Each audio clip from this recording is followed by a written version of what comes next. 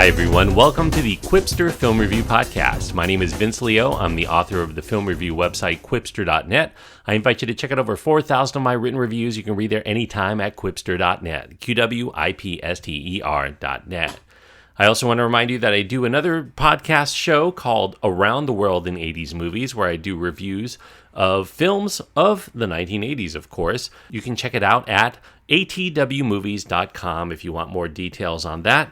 Today, we're going to be getting into the latest, the sixth film in the Mission Impossible franchise. It is called Mission Impossible Fallout. It's a PG-13 rated film. It runs 2 hours and 27 minutes. The cast includes, of course, Tom Cruise as the main star, Henry Cavill, Ving Rhames, Simon Pegg, Rebecca Ferguson, Angela Bassett, Vanessa Kirby, and Alec Baldwin are in the film. The director and screenwriter is Christopher McQuarrie. In the film, Ethan Hunt and the rest of the Impossible Missions Force, the IMF, get the blame for losing a target by putting the well-being of their own force over that of millions, perhaps even billions, of innocent people around the world. Their latest mission has them losing track of 3 spherical plutonium cores. They've been stolen and offered on the black market to, among others, an anarchist terrorist organization called the Apostles, with a mysterious leader named John Lark, who are hell-bent on using these orbs to shake up the world order in a very permanent way. The IMF continues to get a chance to get hold of the nuclear material.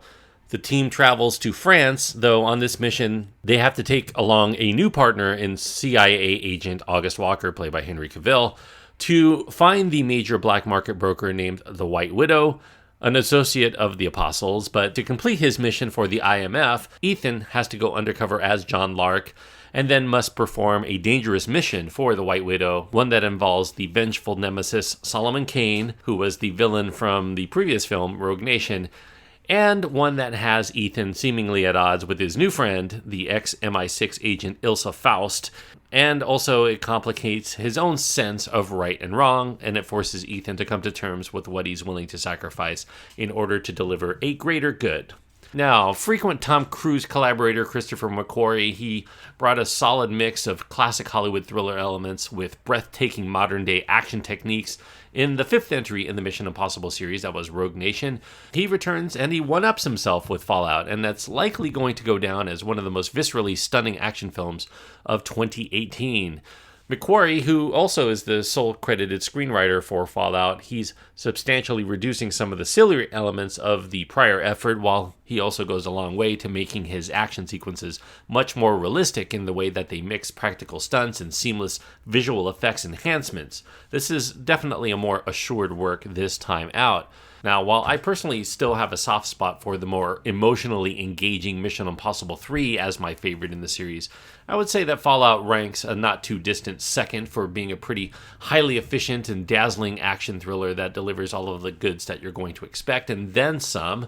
The plot is engaging. It's sometimes confusing, but it does have plenty of twists, surprises, and some reveals to justify the talking head segments that come in between the lengthy action sequences. So loyalties here seem layered, and they could shift in seconds, and the hardest part for these agents is not only knowing who to trust, but if they're doing overall good or evil in their current mission altogether. Now, although we as the viewers of this movie live in a fairly politically charged environment, you see the news, there's a lot of politics involved, I would say that contrary to that, Fallout seems mostly free of the underlying commentary about the current world situation. It only glances at it a little bit through the act of a terrorist organization that wants to take out hallowed religious sites in order to shift the balance of the world that clings to old traditional ways. The new characters of Fallout and their respective actors add a lot of good chemistry to the bunch. Angela Bassett's no-nonsense CIA director merits watching, certainly, especially in the way that she deals with her subordinate muscle and the mustachioed Henry Cavill, who steals a number of scenes with a wry twinkle in an eye within this very stoic face. But I do think that the mainstays make it worth coming back to all on their own. Tom Cruise continues to emote in ways that seemingly only he can. He causes us to take it all very seriously. Even the most absurd and over-the-top things that happen in this movie seem possible for Mission Impossible, and that's partially due to Tom Cruise continuing to perform his own stunts whenever and wherever he can without actually killing himself. And while not everybody is going to publicly admit to being a Tom Cruise fan, When you watch Cruise in an action film, it's hard not to come away with a good deal of admiration for what he's willing to do to entertain us as he runs and jumps and runs again and takes on piloting a helicopter, and then he relentlessly runs and runs and runs. I mean, the man never phones it in, and he certainly doesn't do it here in Fallout. Now, the only downside to McQuarrie's film, I would say, is in some of the twists and the double crosses. They're a little bit easy to guess for anyone who's moderately seasoned in the way that these sorts of spy movies tend to go, but it's a minor detraction from a piece of entertainment that is hitting on all cylinders in every other regard. Even the film's 2.5-hour length, the longest thus far in the franchise, is not as cumbersome as most blockbusters that stretch far beyond what's necessary, especially given that there are no prolonged lulls along the way. It moves along at a very efficient clip. This one's bolstered by Lorne Balfe's truly magnificent score. I think this is one of the best scores I've heard in an action movie in quite a while. Rob Hardy's jaw-dropping cinematography here amid a series of picturesque locales. You see London and Paris and India's mountainous Kashmir region. It's all beautiful to behold from a visual standpoint, especially with those action sequences featuring some of the slickest editing in the business from Eddie Hamilton. Due to all of this, Fallout emerges as a treat for the eyes and the ears, above and beyond just the fine cast and the nifty plotting. And as with other films in the series, Tom Cruise truly gives us his all. He shows appropriate fear, determination, and resolve on his face at all times, far more emotive than the cool and collected counterpart in the James Bond flicks. And I love James Bond films, but there's something special going on with these Mission Impossible movies too. I think the only mission that might be more impossible would be for McQuarrie to outdo himself in a third go-round as the director in the franchise, should he choose to accept it. We'll see if McQuarrie can outdo what he did with Fallout, because he did a very good job here.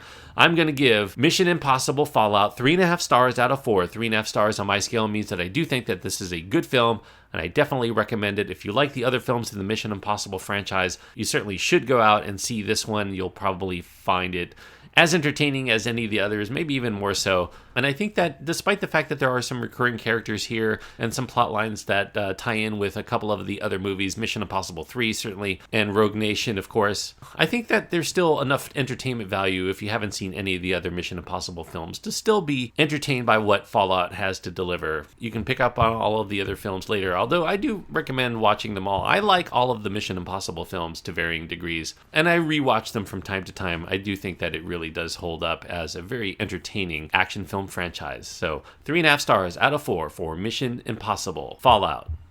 Thanks everyone for listening. I hope that you enjoyed the review. If you did, I do encourage you to click the subscribe button, and you'll continue to get all of my reviews as they come out throughout the course of this year. And until next time, thanks everyone. If you go see Mission Impossible Fallout, I hope that you have a great time like I did.